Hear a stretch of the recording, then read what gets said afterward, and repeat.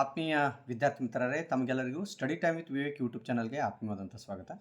ಮುದ್ದು ವಿದ್ಯಾರ್ಥಿಗಳೇ, ಇವತ್ತಿನ ನಮ್ಮ ಈ ವಿಡಿಯೋದಲ್ಲಿ ನಾವು ಆ, ನಮ್ಮ ವಿಜ್ಞಾನ ವಿಷಯದಲ್ಲಿ ಬರ್ತಕ್ಕಂತಹ ಎಲ್ಲ ಪಾಠಗಳಲ್ಲಿ ಬಹಳಷ್ಟು ಮುಖ್ಯವಾಗಿರ್ತಕ್ಕಂಥ ಕೆಲವೊಂದಷ್ಟು ಅನ್ವಯಿಕ ಪ್ರಶ್ನೆಗಳನ್ನು ಈ ಒಂದು ವಿಡಿಯೋದಲ್ಲಿ ನಾವು ನೋಡ್ತಾ ಹೋಗೋಣ. ಯಾರ್ಯಾರು ನಮ್ಮ ಚಾನಲನ್ನು ಇನ್ನೂವರೆಗೂ ಸಬ್ಸ್ಕ್ರೈಬ್ ಮಾಡ್ಕೊಂಡಿಲ್ಲ, ಸಬ್ಸ್ಕ್ರೈಬ್ ಮಾಡ್ಕೊಳ್ಳಿ ಅಂತ ಹೇಳ್ತಾ ವಿಡಿಯೋನ ಆರಾಮ ಮಾಡ್ತಾ ಇದ್ದೀನಿ. ಮೊದಲನೇ ಪಾಠ ವಿದ್ಯುತ್ ಶಕ್ತಿ ಪಾಠ. ಈ ಒಂದು ಪಾಠದಲ್ಲಿ ಬರ್ತಕ್ಕಂತಹ ಕೆಲವೊಂದಷ್ಟು ಅನ್ವಯಿಕ ಪ್ರಶ್ನೆಗಳನ್ನು ನೋಡ್ತಾ ಹೋಗೋಣ. ಮೊದಲೇ ಪ್ರಶ್ನೆ: ತಾಮ್ರದ ತಂತಿಯ ದಪ್ಪವನ್ನು ದ್ವಿಗುಣಗೊಳಿಸಿದಾಗ ಅದರ ರೋಧದಲ್ಲಿ ಉಂಟಾಗುವ ಬದಲಾವಣೆ ಏನು ಅನ್ನುವಂಥದ್ದು. ತಂತಿಯ ದಪ್ಪವನ್ನು ದ್ವಿಗುಣಗೊಳಿಸಿದಾಗ ಅದರ ರೋಧವು ಕಡಿಮೆ ಆಗುತ್ತದೆ. ಎಷ್ಟಾಗುತ್ತದೆ ಅಂತಂದರೆ 4/1 ಭಾಗದಷ್ಟು ಕಡಿಮೆ ಆಗುತ್ತದೆ. ಏಕೆಂದರೆ ರೋಧವು ಅಡ್ಡ ಕೊಯ್ದದ ವಿಸ್ತೀರ್ಣಕ್ಕೆ ವಿಲೋಮಾನುಪಾತದಲ್ಲಿರುತ್ತದೆ ಅನ್ನುವಂಥದ್ದು. ಅಂದರೆ ಇಲ್ಲಿ ತಾಮ್ರದ ಅಡ್ಡ ಕೊಯ್ತಕ್ಕೂ ಮತ್ತು ರೋಧಕ್ಕೂ ವಿಲೋಮ ಸಂಬಂಧ ಇರತಕ್ಕಂಥದ್ದನ್ನು ನಾವು ಗಮನಿಸಬಹುದು. ಯಾವಾಗ ಅಡ್ಡ ಕೊಯ್ತ ಹೆಚ್ಚಾಗುತ್ತೆ ಆವಾಗ ರೋಧ ಕಡಿಮೆ ಆಗುತ್ತೆ, ಯಾವಾಗ ಅಡ್ಡ ಕೊಯ್ತ ಕಡಿಮೆ ಇರುತ್ತೆ ಆವಾಗ ರೋಧ ಹೆಚ್ಚಾಗುತ್ತೆ. ಮುಂದಿನ ಒಂದು ಪ್ರಶ್ನೆ: ವಿದ್ಯುತ್ ಬಲ್ಬ್ಗಳಲ್ಲಿ ಫಿಲಮೆಂಟ್ ಆಗಿ ಟಂಗ್ಸ್ಟನ್ ಲೋಹವನ್ನು ಮಾತ್ರ ಏಕೆ ಬಳಸುತ್ತಾರೆ ಅನ್ನುವಂಥದ್ದು. ಟಂಗ್ಸ್ಟನ್ ಅತಿ ಹೆಚ್ಚಿನ ಕರಗುವ ಬಿಂದುವನ್ನು ಹೊಂದಿದೆ, ಸುಮಾರು 3380 ಡಿಗ್ರಿ ಸೆಲ್ಸಿಯಸ್. ವಿದ್ಯುತ್ ಹರಿದಾಗ ಅದು ಕರಗದೆಯೇ ಅತಿ ಹೆಚ್ಚು ಉಷ್ಣವನ್ನು ತಡೆದುಕೊಂಡು ಪ್ರಕಾಶಮಾನವಾಗಿ ಬೆಳಗುತ್ತದೆ. ಅಲ್ಲದೆ ಬಲ್ಬ್ನೊಳಗೆ ನಿಷ್ಕ್ರಿಯವಾಗಿರ್ತಕ್ಕಂತಹ ಅನಿಲಗಳೊಂದಿಗೆ ಅಂದರೆ ಆರ್ಗಾನ್ ಮತ್ತು ಸಾರಜನಕದಂತಹ ಸುಲಭವಾಗಿ ಉತ್ಕರ್ಷಣೆಗೊಳ್ಳುವುದಿಲ್ಲ. ಆದ್ದರಿಂದ ಈ ಟಂಗ್ಸ್ಟನ್ ತಂತಿಯನ್ನೇ ಬಲ್ಬ್ಗಳ ತಯಾರಿಕೆಯಲ್ಲಿ ಬಲ್ಬ್ನಲ್ಲಿ ಬಳಸುತ್ತಾರೆ. ಮುಂದಿನ ಪಾಠ ವಿದ್ಯುತ್ ಪ್ರವಾಹದ ಕಾಂತೀಯ ಪರಿಣಾಮಗಳು. ಪಾಠಕ್ಕೆ ಸಂಬಂಧಪಟ್ಟಂತೆ ಯಾವ ರೀತಿ ಅನ್ವಯಿಕ ಪ್ರಶ್ನೆಗಳನ್ನು ಕೇಳಬಹುದು ಅಂತಕ್ಕಂಥದ್ದು ನೋಡ್ತಾ ಹೋಗೋಣ. ಎರಡು ಕಾಂತೀಯ ಬಲರೇಖೆಗಳು ಒಂದನ್ನೊಂದು ಛೇದಿಸುವುದಿಲ್ಲ. ಏಕೆ? ವೆರಿ ವೆರಿ ಇಂಪಾರ್ಟೆಂಟ್ ಆಗಿರ್ತಕ್ಕಂಥದ್ದು. ಎರಡು ಬಲರೇಖೆಗಳು ಒಂದನ್ನೊಂದು ಛೇದಿಸಿದರೆ ಛೇದಕ ಬಿಂದುವಿನಲ್ಲಿ ದಿಕ್ಸೂಚಿಯು ಎರಡು ಬೇರೆ ಬೇರೆ ದಿಕ್ಕುಗಳನ್ನು ಸೂಚಿಸಬೇಕಾಗುತ್ತದೆ. ಆದರೆ ಇದು ಅಸಾಧ್ಯವಾಗಿರುವುದರಿಂದ ಅದು ಛೇದಿಸುವುದಿಲ್ಲ ಅನ್ನುವಂಥದ್ದು. ಇನ್ನು ಶಾರ್ಟ್ ಸರ್ಕ್ಯೂಟ್ ಉಂಟಾದಾಗ ಫ್ಯೂಸ್ ತಂತಿಯು ವಿದ್ಯುತ್ ಮಂಡಲವನ್ನು ಮತ್ತು ಉಪಕರಣಗಳನ್ನು ಹೇಗೆ ರಕ್ಷಿಸುತ್ತದೆ ಅನ್ನುವಂಥದ್ದು. ಶಾರ್ಟ್ ಸರ್ಕ್ಯೂಟ್ ಆದಾಗ ಅಥವಾ ಹ್ರಸ್ವ ಮಂಡಲ ಉಂಟಾದಾಗ ಮಂಡಲದಲ್ಲಿ ವಿದ್ಯುತ್ ಪ್ರವಾಹ ಹಠಾತ್ತನೆ ಹೆಚ್ಚಾಗುತ್ತದೆ. ಫ್ಯೂಸ್ ತಂತಿಯು ಕಡಿಮೆ ಕರಗುವ ಬಿಂದುವನ್ನು ಹೊಂದಿರುವುದರಿಂದ ಹೆಚ್ಚಿನ ಉಷ್ಣ ಉತ್ಪತ್ತಿಯಾಗಿ ಅದು ಕರಿಗೆ ತುಂಡಾಗುತ್ತದೆ. ಇದರಿಂದ ಮಂಡಲದ ಸಂಪರ್ಕ ಕಡಿತುಕೊಂಡು ಉಪಕರಣಗಳು ಸುಟ್ಟು ಹೋಗುವುದನ್ನು ತಪ್ಪಿಸುತ್ತವೆ ಅನ್ನುವಂಥದ್ದು. ಇನ್ನು ಬೆಳಕು ಪ್ರತಿಫಲನ ವಕ್ರೀಭವನ ಪಾಠಕ್ಕೆ ಸಂಬಂಧಪಟ್ಟಂತೆ ಯಾವ ರೀತಿ ಅನ್ವಯಿಕ ಪ್ರಶ್ನೆಗಳನ್ನು ಕೇಳ್ತಾನೆ ಅಂತ ನೋಡ್ತಾ ಹೋಗೋಣ. ವಾಹನಗಳ ಮುಂಭಾಗದಲ್ಲಿ ಹೆಡ್ಲೈಟ್ಸ್ಗಳೇನು ಇರ್ತವೆ, ಅವುಗಳಲ್ಲಿ ಬೆಳಕಿನ ಪ್ರಬಲ ಸಮಾಂತರ ಬೆಳಕಿನ ಕಿರಣಗಳು ಪಡೆಯಲು ಯಾವ ಕನ್ನಡಿಯ ಉಪಯೋಗವಿದೆ ಅನ್ನುವಂಥದ್ದು. ಇಲ್ಲಿ ಸರಿಯಾದಂಥ ಉತ್ತರ ಏನು ಅಂತಂದರೆ ನಿಮ್ನ ಕನ್ನಡಿ ಅಥವಾ ನಿಮ್ನ ದರ್ಪಣ ಅಂತ ಹೇಳಿ ಹೇಳ್ಬೋದು. ಇನ್ನು ಗಾಜಿನ ಲೋಟದಲ್ಲಿರುವ ನೀರಿನಲ್ಲಿ ಭಾಗಶಃ ಮುಳುಗಿಸಿದ ಪೆನ್ಸಿಲ್ ವಕ್ರವಾಗಿ ಕಾಣುತ್ತದೆ. ಇದಕ್ಕೆ ಕಾರಣವಾದ ಬೆಳಕಿನ ವಿದ್ಯಮಾನವನ್ನು ಹೆಸರಿಸಿ ಮತ್ತು ವಿವರಿಸಿ ಅನ್ನುವಂಥದ್ದು ವೆರಿ ವೆರಿ ಇಂಪಾರ್ಟೆಂಟ್ ಆಗಿರ್ತಕ್ಕಂಥದ್ದು.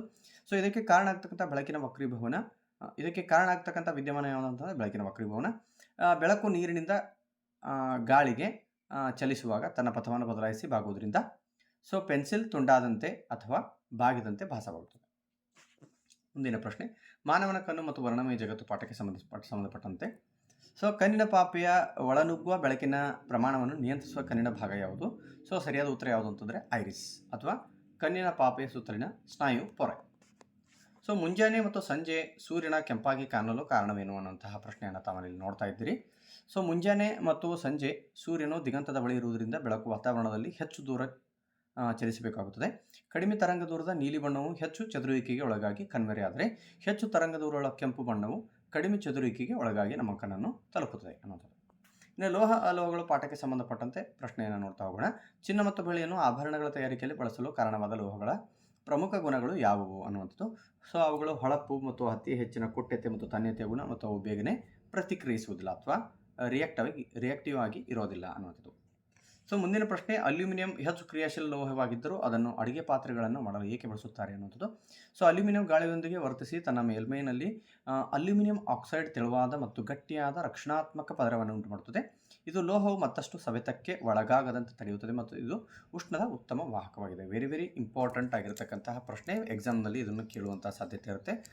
ತಪ್ಪದೆ ತಯಾರಿ ಮಾಡ್ಕೊಳ್ಳಿ. ಇನ್ನು ನೆಕ್ಸ್ಟು ನಿಯಂತ್ರಣ ಮತ್ತು ಸಹಭಾಗಿತ್ವ ಪಾಠಕ್ಕೆ ಸಂಬಂಧಪಟ್ಟಂತೆ ಪ್ರಶ್ನೆಯನ್ನು ನೋಡ್ತಾ ಹೋಗೋಣ. ಮಧುಮೇಹ ರೋಗಿಗಳಲ್ಲಿ ರಕ್ತದ ಸಕ್ಕರೆಯ ಪ್ರಮಾಣವನ್ನು ನಿಯಂತ್ರಿಸುವ ಹಾರ್ಮೋನ್ ಯಾವುದು ಮತ್ತು ಅದನ್ನು ಸ್ರವಿಸುವ ಗ್ರಂಥಿ ಯಾವುದು ಅನ್ನುವಂಥದ್ದು. ಇಲ್ಲಿ ಮಧುಮೇಹ ರೋಗಿಗಳಲ್ಲಿ ರಕ್ತದ ಸಕ್ಕರೆಯ ಪ್ರಮಾಣವನ್ನು ನಿಯಂತ್ರಿಸುವ ಹಾರ್ಮೋನು ಇನ್ಸುಲಿನ್ ಹಾರ್ಮೋನು. ಇದನ್ನು ಮೆದೋಜೀರಕ ಗ್ರಂಥಿ ಸ್ರವಿಸುತ್ತದೆ. ಇನ್ನು ನಾವು ಅರಿವಿಲ್ಲದೆ ಬಿಸಿ ವಸ್ತುವನ್ನು ಮುಟ್ಟಿದಾಗ ತಕ್ಷಣ ಕೈಯನ್ನು ಹಿಂದಕ್ಕೆ ಎಳೆದುಕೊಳ್ಳುತ್ತೇವೆ. ಈ ತ್ವರಿತ ಪ್ರತಿಕ್ರಿಯೆಯ ಮಾರ್ಗವನ್ನು ಬರೆಯಿರಿ ಅನ್ನುವಂಥದ್ದು ವೆರಿ ವೆರಿ ಇಂಪಾರ್ಟೆಂಟ್ ಆಗಿರ್ತಕ್ಕಂಥದ್ದು. ಗ್ರಾಹಕ ಸಂವೇದಿ ನರಕೋಶ ಮಿದುಳು ಬಳ್ಳಿ ಅಥವಾ ಜ್ಞಾನವಹಿ ನರಕೋಶ ಮಿದುಳು ಬಳ್ಳಿ, ಆಮೇಲೆ ಕ್ರಿಯಾವಾಹಕ ನರಕೋಶ ಮತ್ತು ಕಾರ್ಯನಿರ್ವಾಹಕ ಅಂಗ ಅನ್ನುವಂಥದ್ದು. ಸೊ ನೆಕ್ಸ್ಟು ಜೀವಕ್ರಿಯೆಗಳು ಪಾಠಕ್ಕೆ ಸಂಬಂಧಪಟ್ಟಂತೆ ಪ್ರಶ್ನೆಗಳನ್ನು ನೋಡೋಣ. ಸೊ ಇಲ್ಲಿ ಎಲೆಗಳಲ್ಲಿ ತಯಾರಾದ ಆಹಾರವನ್ನು ಸಸ್ಯದ ವಿವಿಧ ಭಾಗಗಳಿಗೆ ಸಾಗಿಸುವ ನಾಳಾಂಶ ಅಥವಾ ಅಂಗಾಂಶ ಯಾವುದು ಅನ್ನೋಂಥದ್ದು. ಸೊ ಇಲ್ಲಿ ಸರಿಯಾದ ಉತ್ತರ ಯಾವುದು ಅಂತಂದರೆ ಫ್ಲೋಯಮ್ ಅಂಗಾಂಶ. ಮಾನವನ ಜೀರ್ಣಾಂಗ ವಿವಿಧ ಸಣ್ಣ ಕರಳಿನಲ್ಲಿ ವಿಲೈ ಬೆರಳಿನಂತಹ ರಚನೆಗಳ ಪಾತ್ರವೇನು ಅನ್ನೋಂಥದ್ದು. ಸೊ ವಿಲೆಗಳು ಸಣ್ಣ ಕರಳಿನ ಒಳಮೈ ವಿಸ್ತೀರ್ಣವನ್ನು ಹೆಚ್ಚಿಸುತ್ತವೆ. ಇದರಿಂದಾಗಿ ಜೀರ್ಣವಾದ ಆಹಾರವು ರಕ್ತನಾಳಗಳ ಮೂಲಕ ಸುಲಭವಾಗಿ ಮತ್ತು ವೇಗವಾಗಿ ಹೀರಲ್ಪಡಲು ಸಹಾಯವಾಗುತ್ತದೆ. ಸೊ ನೆಕ್ಸ್ಟ್ ಪ್ರಶ್ನೆ ಆಮ್ಲ ಪ್ರತ್ಯಾಮ್ಲ ಲವಣಗಳ ಪಾಠಕ್ಕೆ ಸಂಬಂಧಪಟ್ಟಂತೆ ಜೇನನ್ನು ಕಚ್ಚಿದಾಗ ತೀವ್ರ ಉರಿಯುತ್ತದೆ. ಈ ಜಾಗಕ್ಕೆ ಅಡುಗೆ ಸೋಡಾವನ್ನು ಹಚ್ಚಲು ಏಕೆ ಸೂಚಿಸುತ್ತಾರೆ ಅನ್ನುವಂಥದ್ದು ವೆರಿ ವೆರಿ ಇಂಪಾರ್ಟೆಂಟ್ ಆಗಿರ್ತಕ್ಕಂಥ. ಜೇನನ್ನು ಕಚ್ಚಿದಾಗ ಮಿಥನೋಯಿಕ್ ಆಮ್ಲವನ್ನು ಚರ್ಮದೊಳಗೆ ಬಿಡುತ್ತದೆ.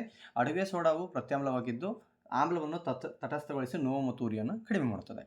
ಇನ್ನು ಶುಷ್ಕ ಹೈಡ್ರೋಕ್ಲೋರಿಕ್ ಅನಿಲವು ಒಣ ಲಿಟ್ಮಸ್ ಕಾಗದ ಬಣ್ಣವನ್ನು ಬದಲಾಯಿಸುವುದಿಲ್ಲ, ಆದರೆ ಒದ್ದೆಯಾದ ಲಿಟ್ಮಸ್ ಕಾಗದ ಬಣ್ಣ ಬದಲಾಯಿಸುತ್ತದೆ ಏಕೆ ಅನ್ನೋಂಥದ್ದು ಭಾಳಷ್ಟು ಮುಖ್ಯವಾಗಿರ್ತಕ್ಕಂಥ ಮತ್ತು ಎಕ್ಸಾಮಲ್ಲಿ ಭಾಳಷ್ಟು ರಿಪೀಟ್ ಆಗಿರ್ತಕ್ಕಂಥ ಕ್ವಶನು. ಸೊ ಆಮ್ಲೀಯ ಗುಣವನ್ನು ಪ್ರದರ್ಶಿಸಲು ಹೈಡ್ರೋಜನ್ ಅಯಾನ್ಗಳು ಬಿಡುಗಡೆಯಾಗುವುದು ಅತ್ಯಗತ್ಯ. ಶುಷ್ಕ ಹೈಡ್ರೋಕ್ಲೋರಿಕ್ ಆಮ್ಲದ ಅನಿಲದಲ್ಲಿ ನೀರಿನ ಅಂಶವಿಲ್ಲದಿರುವುದರಿಂದ H+ ಅಯಾನ್ಗಳು ಉತ್ಪತ್ತಿಯಾಗುವುದಿಲ್ಲ, ಆದ್ದರಿಂದ ಬಣ್ಣ ಬದಲಾಗುವುದಿಲ್ಲ. ಸೊ ಮುಂದಿನದಾಗಿ ಬಟ್ಟಿ ಇಳಿಸಿದ ನೀರು ವಿದ್ಯುತ್ತನ್ನು ಹರಿಯಲು ಬಿಡುವುದಿಲ್ಲ, ಆದರೆ ಮಳೆ ನೀರು ವಿದ್ಯುತ್ತನ್ನು ಹರಿಯಲು ಬಿಡುತ್ತದೆ ಏಕೆ ಅಂತಕ್ಕಂಥದ್ದು.